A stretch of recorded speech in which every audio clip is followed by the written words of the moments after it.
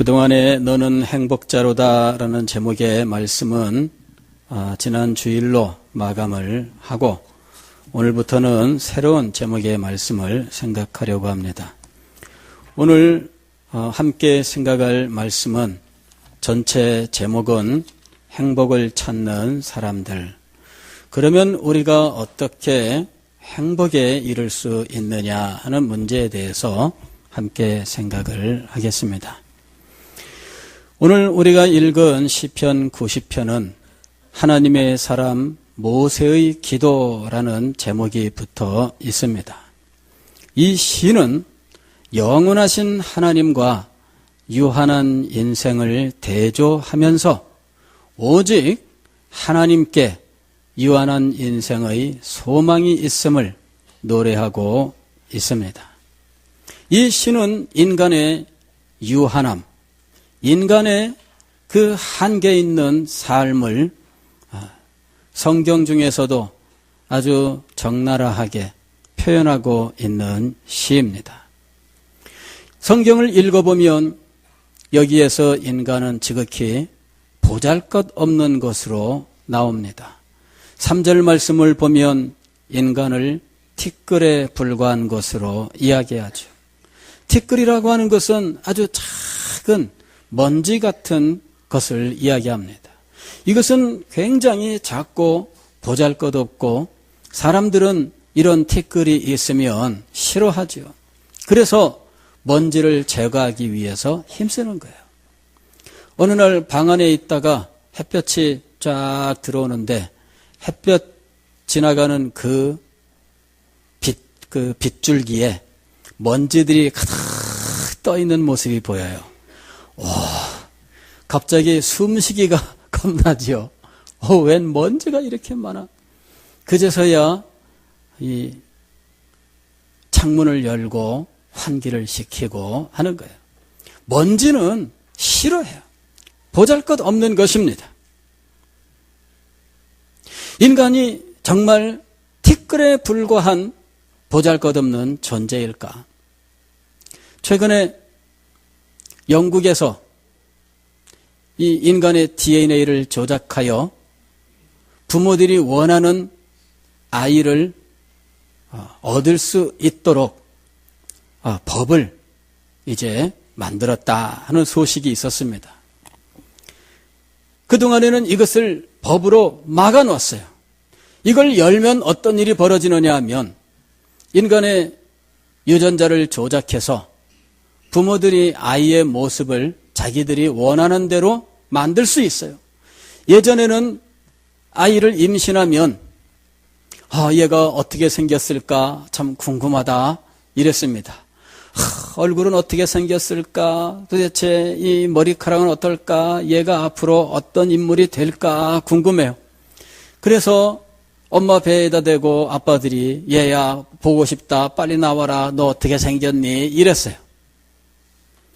앞으로는 그럴 필요가 없습니다. 왜냐하면 부모들이 다 설문조사 항목에 체크하듯이 체크만 하면 돼요. 첫째, 머리카락 검은색이냐 노란색이냐 빨강색이냐 흰색이냐 선택할 수 있어요. 자, 그 다음에 머리카락의 모양 곱슬이냐 아니면은 직모냐 선택할 수 있어요. 얼굴 피부 노란색이냐 하얀색이냐 검은색이냐 선택할 수 있습니다. 입술 두꺼운 입술이냐 가느다란 입술이냐 선택할 수 있습니다. 키 다 선택할 수 있어요. 이래서 부모들에게 설문지를 주는 겁니다. 딱 어떤 아이를 원하십니까? 하고 설문지를 주면은 체크 딱딱딱딱 해서 넣어주면은 체크된 이것대로 착한 애를 만들어주는 거예요. DNA를 조작해서 DNA를 만들어주는 거죠. 그 정도면은 대단하지 않습니까? 마치 하나님이 된 것 같을 거예요.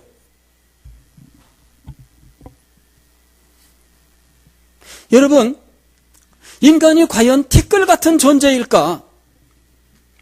지난주 중에 과학계에 놀라운 소식이 전달이 되었습니다. 그것은 101년 전에 아인슈타인이라고 하는 유명한 과학자가 가설을 세우고 예견했었던 한 가지 사실이 이제 증명되었다는 소식이죠. 그것은 중력파라고 부르는 것을 발견했다는 소식이었어요. 중력파가 뭘까? 이것은 중력이 아주 큰 물체 그 옆에서는 시공간이 휘어진다라고 하는 사실이었죠. 시공간이라고 하는 것은 뭐냐면은 3차원 공간과 시간까지 그 중력이 아주 큰 그 물체 옆에서 변화된다는 이야기였어요. 그러니까 중력이 큰 곳에 가면 시간도 느려져. 시간이 느려져요. 시간이 느려지면 어떤 일이 벌어질까?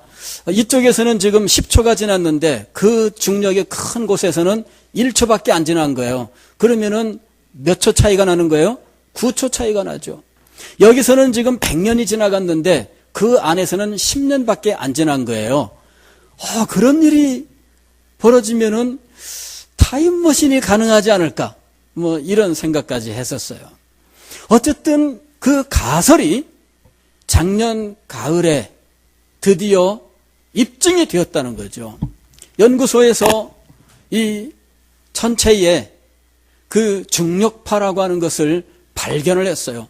이 중력파의 크기가 어느 정도였느냐 하면은 이게 1광년 거리에 비하여 머리카락 한 개가 늘어난 길이, 변화, 그거를 감재해냈다는 거죠. 1광년이면 몇 미터예요, 집사님? 빛이 1초 동안 가는 거리를 30만 킬로미터라고 하는데 지구를 7바퀴 반을 돌아 1초 동안에 쌩 그러면 7바퀴 반이에요. 그런데 그런 속도로 몇 년 동안을 가는 거리라고요? 1년 동안 가는 거리예요. 그런데 그 거리에 비하여 어느 정도의 변화가 있었다고요? 머리카락 하나. 변화라고 말할 수 있을까요? 그런데 그거를 찾아낸 거예요. 그런데 그런 이 공간의 변화가 1광년 거리에 머리카락 한 개의 변화가 일어나는 그 정도의 그 아주 변화라고 말할 수 없는 그 미세한 변화를 일으킨 원인은 뭐냐 이거죠. 블랙홀 두 개가 충돌하면서 하나로 합쳐졌는데 그때 일어난 이 충돌의 충격, 이것이 공간 중에 물결처럼 계속 번져나갔는데 그것을 요번에 잡아낸 거예요. 그게 뭐 이렇게 대단한 겁니까? 그러는데 이 과학자들은 지금 흥분하고 있어요. 이제 인류는 전혀 새로운 관점으로 이 세계를 보게 되었고 드디어 우주의 기원을 밝힐 수 있는 문이 열렸다. 이러고 있는 상황이에요. 굉장하죠? 하나도 굉장하지 않으신 것 같아요. 예. 저는 뭐 과학을 전공한 사람은 아니지만 관심이 많았어요. 그래가지고 이런 뭐 중력파의 문제라든지 이런 이 각종 과학적인 문제들에 대해서 관심을 갖고 벌써 몇 년 전부터 늘 읽고 공부하고 있던 참인데 중력파를 검출하는 이런 일이 굉장히 오래전부터 시작됐어요. 이래가지고 뭐 여기서 발견했다 저기서 발견했다 그리고 아니다 계속 그렇게 됐거든요. 이번에 발표가 됐는데 이번에는 진짜라는 거예요. 그래서 저는 과학자들만큼은 아니어도 이거 굉장한 사실이 발견됐구나, 입증이 됐구나 그런 느낌이 오더라고요.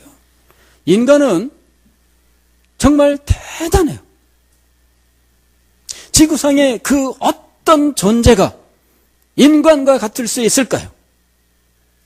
지구상에 있는 그 어떤 동물이 인간과 같을 수 있을까? 진화론을 이야기하는 사람들은 인간을 동물의 한 일종으로 보고 그냥 뭐 원숭이와 비슷할 것으로 생각을 해요. 그러나 인간은 원숭이와는 비슷한 정도가 아닙니다. 근본적으로 넘을 수 없는 그런 존재의 위대함이 있어요. 그런데 왜 성경은 이런 엄청난 인간에 대하여 티끌이라고 표현하고 있을까요? 아마 현대인들이 인간이 아주 얼마나 위대한지 자부심을 하고 있는 사람들은 이 성경을 읽을 때 자존심 상할 거예요. 인간이 어떻게 티끌에 불과하냐?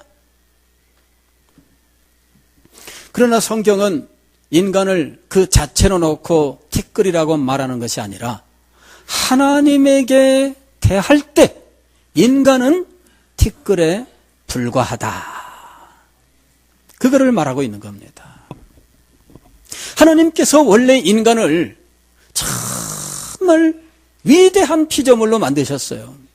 인간은 하나님이 직접 손을 대어 만드셨고 하나님께서 그 코에 생기를 직접 불어넣으셨고 그에게는 하나님의 형상을 주셨습니다. 그리고 이 지구는 인간이 살기에 가장 아름답고 가장 쾌적하고 가장 풍부한 곳으로 만들어 놓으셨습니다. 그리고 인간에게 이 지구를 위탁하셨어요. 자, 땅에 있는 모든 기는 것들과 하늘에 나는 새들과 바다의 모든 물고기들을 네가 정복하고 다스려라. 엄청난 권세와 능력을 허락해 주셨던 겁니다. 인간은 이런 하나님의 축복을 하나님에게 겸손하게 섬기는 기회로 삼지 아니하고 교만한 자리에 나아가는 기회로 삼았습니다. 하나님을 제대로 알았다면 그럴 수 있을까요? 오늘날도 인간들은 하나님을 제대로 알지 못하고 자기들이 성취한 것만 바라보며 얼마나 우리가 대단한가 스스로 자부하고 있는 것입니다. 그러나 여러분, 자기가 성취한 것을 유일한 것으로 알고 보고 있는 동안에 그는 결코 자기를 분명하게 알 수가 없습니다. 어떤 사람이 돈을 좀 벌었습니다. 그리고는 그 돈을 갖다 놓고 날마다 세보면서 야, 돈 많이 벌었네 그러고 있어요. 그런데 옆에 집에 그와는 비교할 수 없는 엄청난 부자가 있다는 사실을 알지 못하죠. 자기 금고에 있는 돈만 보면서 아, 돈이 많다 이러고 있는 거예요. 근데 옆에 사람은 금고를 갖고 있지 않아요. 왜? 금고에 넣을 만큼의 돈이 아니기 때문이죠. 금고로는 담을 수 없는 엄청난 돈을 가진 사람이었던 거예요. 이 옆에 집의 부자와 자기를 비교했다면 자기가 얼마나 보잘것없는지를 알았을 겁니다. 인간이 그런 상황이에요. 오늘 성경은 인간을 하나님과 이렇게 비교를 합니다. 2절 말씀을 보면은 산이 생기기 전 땅과 세계도 주께서 조성하시기 전 곧 영원부터 영원까지 주는 하나님이시니다. 인간은 창조된 이 우주의 한 자락을 보고 아니 그 가운데서 일어난 아주 작은 하나의 움직임을 발견하고 이거 대단한 거야 지금 그러고 있어요. 그런데 하나님은 그것을 창조하신 분이십니다. 우리는 이 차이를 알아야 돼요. 인간은 하나님에게 비하여 정말 하찮은 존재에 불과하다. 그거를 알아야 됩니다. 더 나아가서 시인은 인간이 얼마나 덧없는 존재인지에 대해서 이렇게 말씀합니다. 5절 말씀을 보면은 주께서 그들을 홍수처럼 쓸어가시나이다. 그들은 잠깐 자는 자 같으며 아침에 돋는 풀 같으니이다. 풀은 아침에 꽃이 피어 자라다가 저녁에는 시들어 마르나이다. 풀이 얼마나 사람의 마음에 평안함을 가져다 주는지 몰라요. 우리는 잔디가 쫙 깔려 있는데 가면은 마음이 아주 평안해져요. 그죠? 예. 우리는 잔디를 그렇게 좋아해요. 그래서 끝없이 펼쳐져 있는 이 잔디의 평원을 보면은 감동을 받을 수밖에 없죠. 또 우리는 꽃을 보면은 그렇게 기뻐하고 즐거워해요. 꽃을 보면은 이 꽃이 너무나 사랑스러워요. 우리 여성분들은 꽃을 보면은 그냥 지나가지 못해요. 어머나 꽃이야. 가서 냄새도 맡아보고 뭐 킁킁킁킁 뭐 완전히, 그리고 얼굴을 옆에다 갖다 대고 막, 예. 어떤 분이 글을 썼는데요. 그렇게 하는 여성들의 심리에 대해서 썼어요. 자신이 마치 꽃인 것처럼 생각한다. 꽃과 함께 있는 자신의 모습을 저기 있는 총각이 보면은 얼마나 아름답게 여길까. 이런 데는 거예요. 글쎄, 뭐, 그까지야 뭐 우리가 어떻게 알 수 있겠어요. 예. 그러나 어쨌든 꽃을 좋아해요. 꽃을 사랑스러워합니다. 꽃이 있으면 마음에 기쁨이 넘쳐요. 한 번은 제가 어느 사진을 봤는데요. 라벤더라는 거 아시죠? 그 허브 일종이잖아요. 그 오일을 라벤더 꽃에서 이렇게 이제 채집을 하거든요. 근데 이 라벤더 오일을 만들기 위해서는 라벤더를 재배해요. 이래가지고 라벤더를 재배하는 밭이 있는데 그냥 그 이랑이 쭉 이어져 있는데 꽃이 만발했어요. 보라색 꽃이 막 그냥 막 천지의 라벤더 꽃인데 그걸 탁 찍었어요. 사진을 보고 와, 굉장하구나. 트랙터를 가지고 그 라벤더 그거를 쭉 추수를 해요. 우리 그 트랙터로 벼 농사한 거 추수하듯이 라벤더를 트랙터로 쫙 지나가요. 그러면은 라벤더 꽃이 있는 이 대부분만 쫙 잘려요. 그거 다 모아가지고 그거를 이렇게 처리하면은 이제 라벤더 오일이 나오는 거예요. 근데 그 꽃밭, 라벤더가 펴 있는 그 꽃밭 쫙 있는 그 장면을 보니까요. 마음에 감동이 와. 이야, 정말 아름답구나. 꽃이 얼마나 아름답습니까? 우리는 아름다움의 표준을 꽃에 두고 있어요. 그래서 누구를 아름답다고 할 때는 꽃보다 아름답다. 그렇게 얘기해요. 그런데 성경은 인간을 무엇이라고 말씀하고 있어요? 꽃이다. 이렇게 얘기하는 거예요. 인간이 정말 아름다운 것을 표현하기 위하여 이렇게 말씀한 걸까요? 그렇지 않아요. 이 말씀을 보면은 푸른 아침에 꽃이 피어 자라다가 저녁에는 시들어 마르나이다. 그랬어요. 꽃의 아름다움도 사라지는 거예요. 노새 젊어서 놀아 늙어지면 못 노나니 화무 시비롱이요 달도 차면 기운하니라.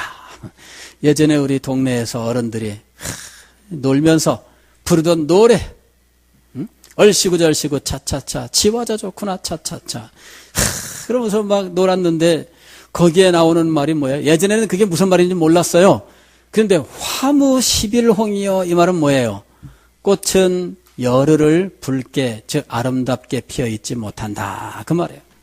꽃이 열흘을 아름답게 피어있지 못한다.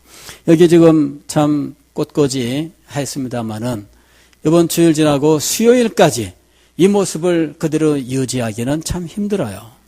이거 유지시키려면은 꽃 관리하는 분이 매일매일 신경 써야 겨우 일주일 갑니다. 일주일 후에 아깝다고 또 쓰는 경우가 있지만 그때는 새 꽃들과 섞어서 쓸 수밖에 없습니다. 그대로는 못 써요. 왜? 이미 다 말라버렸어. 시들어버렸어. 꽃의 아름다움이 사라졌어요. 아름다움이 사라지는 것이 뭐냐? 시들어버리는 거예요. 시들어버리는 건 뭐냐면요. 수분이 사라지는 거잖아요. 수분이 점점점 빠져나가서 혹은 수분이 공급이 안 되니까 기존에 있던 수분들은 증발해버리고 그대로 있는 거예요. 우리 인간도 늙는다라고 하는 이 늙음의 현상은 육체적으로는 수분이 빠져나가는 현상이에요. 얼굴에 주름살, 이거 피부에 수분이 빠져나가는 증상입니다. 얼굴이 막 거칠거칠해지는 거, 이거 수분이 빠져나가는 현상이에요. 몸에 이상이 생기는 거, 여러분 우리의 몸은요, 수없이 많은 우리 몸은 액체로 이루어져 있어요. 우리 몸은 대부분이 액체입니다. 그런데 우리 몸의 이 활동, 이런 모든 것들은요, 실상은 우리 몸에서 분비되는 각종 액체를 통해서 이게 이루어져요. 우리 몸에서 분비되는 액체는 호르몬이라고 불러요. 이 호르몬이 아주 종류가 다양한데 이 호르몬이 우리 몸에서 배출되면서 이 호르몬이 우리의 생명 활동을 주장하는 거예요. 심장의 박동, 이것도 호르몬이 주장하는 겁니다. 심장이 얼마나 빠르게 뛰냐, 운동하면 빠르게 뛴다, 우리 그 생각하죠. 운동하면 왜 빠르게 뛰느냐, 그거는 산소를 우리 몸에 더 많이 공급을 해야 되니까 그런 거죠. 그러면 그런 것들을 어떤 식으로 조정하느냐, 호르몬이 나와서 조정하는 거예요. 호르몬은 액체. 우리의 생명 현상이 노화한다는 것은 이 액체들이 제대로 분비가 안 되는 거예요. 시들어버리고 말라버리는 거예요. 어린아이들은 입에서 침이 줄줄줄줄 흘러요. 이래가지고 그냥 이 목에 이렇게 그 수건을 걸어놔도 어느새 이 수건이 흠뻑 젖습니다. 이 아이들은 생명력이 충만해요. 그러나 나이가 들면 입이 바짝바짝 마릅니다. 긴장을 해도 입이 바짝바짝 마르고 그러잖아요. 연세가 들면은 모든 물기가 점점 사라집니다. 그게 우리의 인간입니다. 그게 노화예요. 풀만 시들고 꽃만 말라버리는 것이 아니라 우리의 인생도 말라지고 우리의 인생도 시들어버립니다. 우리 몸에 일어나는 각종 질병들은 이 우리 몸에 있는 이 액체, 즉 이 호르몬 작용들이 제대로 안 되기 때문입니다.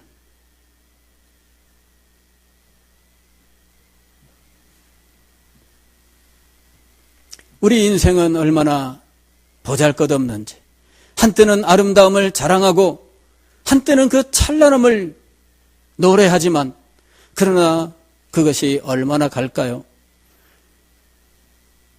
20대 전후한 그 아주 아름다운 시절에 화장을 살짝 하면은 꽃단장이 됩니다.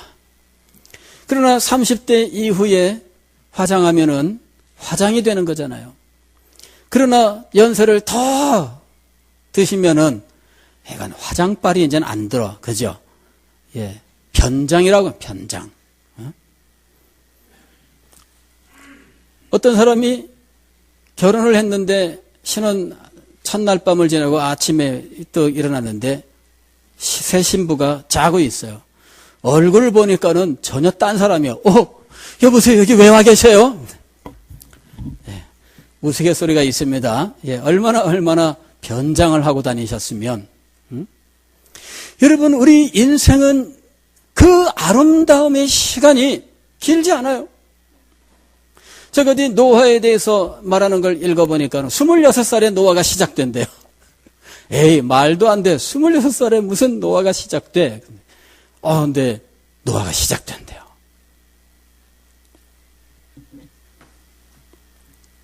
세월의 흐름 앞에 인간의 아름다움은 아무것도 아닙니다.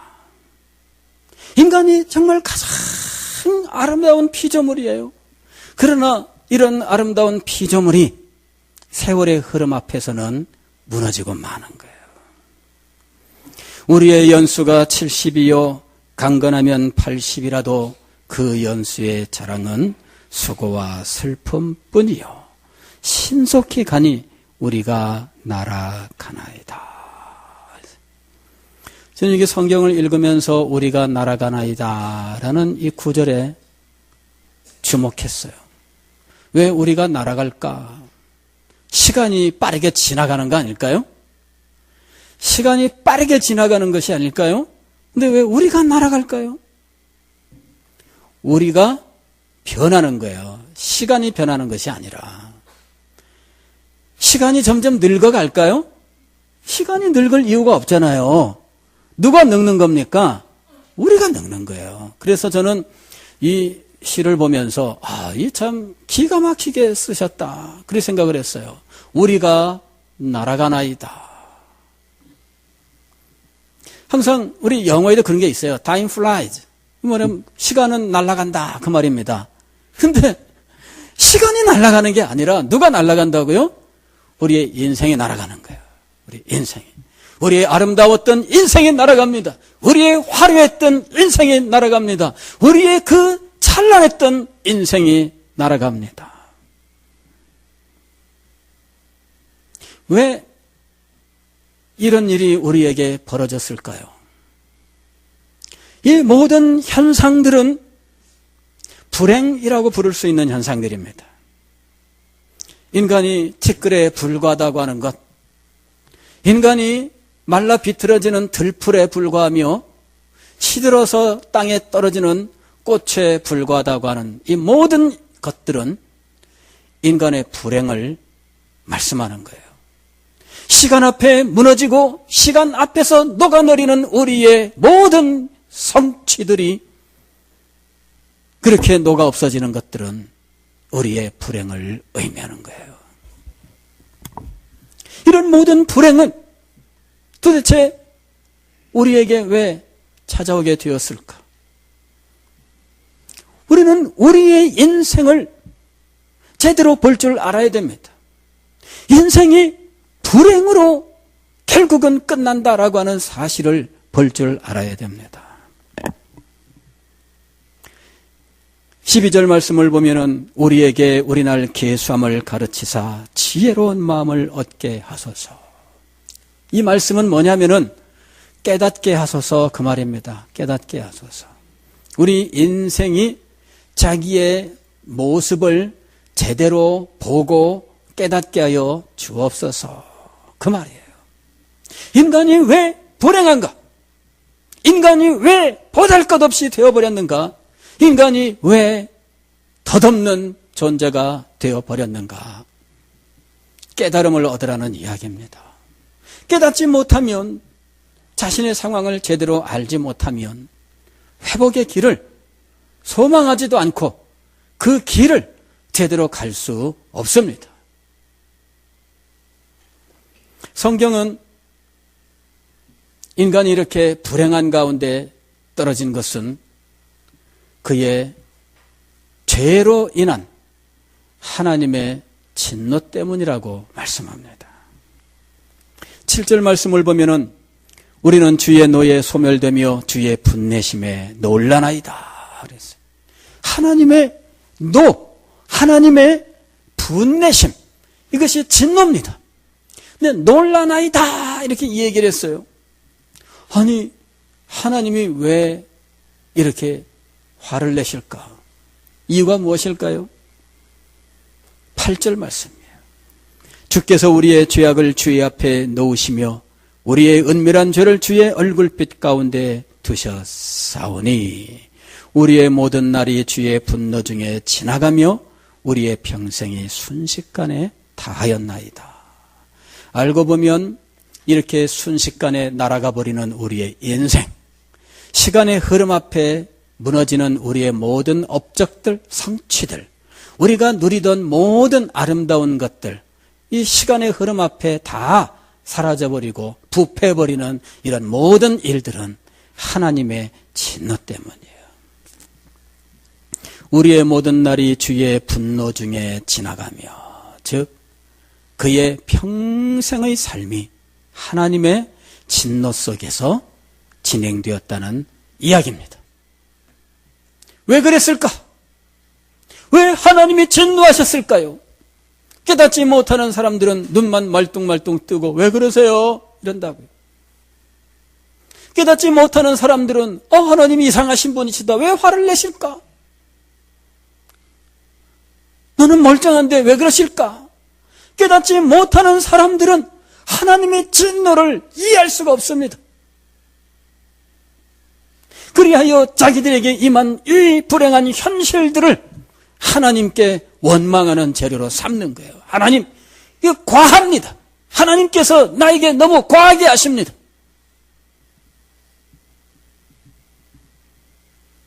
그러나 과한 것이 아닙니다. 그거를 깨달으란 이야기예요. 과한 것이 아닙니다. 과하다라고 생각하는 사람은 자기가 잘못한 경우에도 잘못을 인정하지 않는 특성을 보입니다. 왜 나는 조금밖에 잘못을 안 했는데 왜 이렇게까지 화를 낼까? 이렇게까지. 이게 과하다고 생각하는 거예요. 과하다고 생각하면 자기의 이 작은 잘못을 인정하지 않아요. 너무한다 이렇게 생각하는 거죠. 너무한다. 자기의 잘못을 인정하지 않고 너무한다라고 생각하는 그 동안에는 결코 그는 잘못을 인정하지 않고 회개하지 않습니다. 그리고 하나님 앞에 돌아오지 않아요. 왜?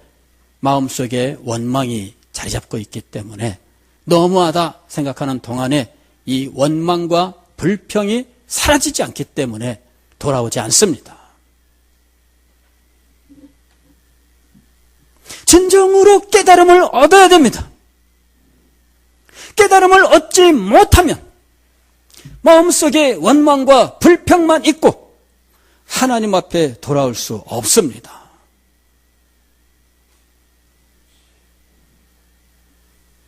시인은 하나님의 진노가 과한 것이 아니라는 것을 깨닫도록, 그리고 하나님께서 진노하사 행하신 일들이 너무한 것이 아니라고 하는 사실을 깨닫도록, 그것은 나의 잘못이고 나의 허물이며 나의 죄악 때문이라고 하는 사실을 깊이 깨달으면서 하나님 앞에 자기 자신을 그대로 인정할 것을 깨달아라, 그렇게 말씀하고 있는 거예요. 그렇게 깨달아야 그는 비로소 하나님 앞에 돌아갈 수 있습니다. 그리고 하나님께 돌아가야 그의 모든 것들이 다시 회복이 될 수 있는 겁니다. 시인은 참된 소망, 회복의 길이 오직 하나님께 있음을 깊이 인정을 하고 13절에서 여호와 하나님께 이렇게 부르짖습니다. 여호와여 돌아오소서. 언제까지니까 주의 종들을 불쌍히 여기소서. 아침에 주의 인자하심이 우리를 만족하게 하사 우리를 일생 동안 즐겁고 기쁘게 하소서. 하나님의 진노 중에 지나갔던 우리의 평생이 이제는 하나님의 인자하심으로 충만한 인생으로, 하나님께서 즐겁게 하시는 기쁨으로 충만한 인생으로 변화시켜 달라고 기도하고 있습니다. 그는 하나님을 바로 깨닫고 하나님 앞에 있는 자기의 이 모습을 정직하게 인정하면서 하나님께 소망이 있음을 깨닫고 하나님 앞에 간구하고 있어요. 여호와여 돌아오시옵소서. 하나님의 자비와 하나님의 인자가 아니면 소망이 없습니다. 시인은 이것을 깊이 깨달아요. 하나님의 진노 중에 지나갔던 우리의 인생이 다시금 기쁨과 즐거움으로 충만하게 되고 하나님의 사랑과 자비로 충만하게 될 수 있습니다. 그것은 하나님과의 관계를 회복하는 거예요. 여호와여 돌아오시옵소서. 하나님과 회복되기를 소망합니다. 하나님과 어긋났던 모든 것들을 제대로 풀기를 원합니다. 하나님을 원망하며 하나님께 불만하던 이 모든 마음들, 그것이 잘못되었음을 인정하고 내가 하나님께 범죄하였노라 인정을 하고 하나님의 자비와 긍휼을 구하여 하나님 앞에 간구합니다. 그리하여 그는 하나님의 진노 속에서 자기의 죄악을 먹고 마시던 삶이 하나님 앞에서 회복되기를 기도합니다. 여호와여, 우리를 괴롭게 하신 날수대로와 우리가 화를 당한 연수대로 우리를 기쁘게 하소서. 모두 그대로 회복이 되기를 소망하는 거예요. 그리고 이와 같은 놀라운 은혜가 대대로 이어갈 것을 소망하고 있어요. 주께서 행하신 일을 주의 종들에게 나타나시며 주의 영광을 그들의 자손에게 나타내소서. 사랑하는 성도 여러분, 오늘 우리는 참 행복을 위하여 깨달아야 할 것이 있습니다. 그것은 하나님의 진노로 말미암아 인생에게 불행이 찾아왔는데, 하나님의 진노는 우리의 죄악 때문이다 하는 사실이에요. 그리고 이 자신의 죄의 문제를 하나님 앞에 인정하고 회개하고 하나님께로 돌아가야 한다 하는 사실이에요. 이걸 깨달아야 됩니다. 그러면 하나님의 진노 중에 살아왔었던 우리의 인생이 변합니다. 하나님의 분내심 속에서 덧없이 쓰러져 갔던 우리의 삶이 새롭게 됩니다. 꽃이 시들어버리고 풀이 말라버리는 것과 같은 우리의 인생이 다시금 새로워지는 것입니다. 모세는 비록 이 세상에서 우리의 인생이 보잘것없고 덧없는 것처럼 보이나 그 인생의 참된 본질을 깨닫고 하나님께로 돌아가면 모든 것이 회복된다고 하는 사실을 우리에게 가르쳐주고 있는 것입니다. 사랑하는 성도 여러분, 여호와 하나님께 돌아가시기를 바랍니다. 그리고 하나님의 자비와 긍휼을 소망하시기를 바랍니다. 주님께서 우리를 살리시고 주님께서 우리를 새롭게 하시고 주의 은총으로 충만하도록 인도하시기를 주의 이름으로 축원합니다.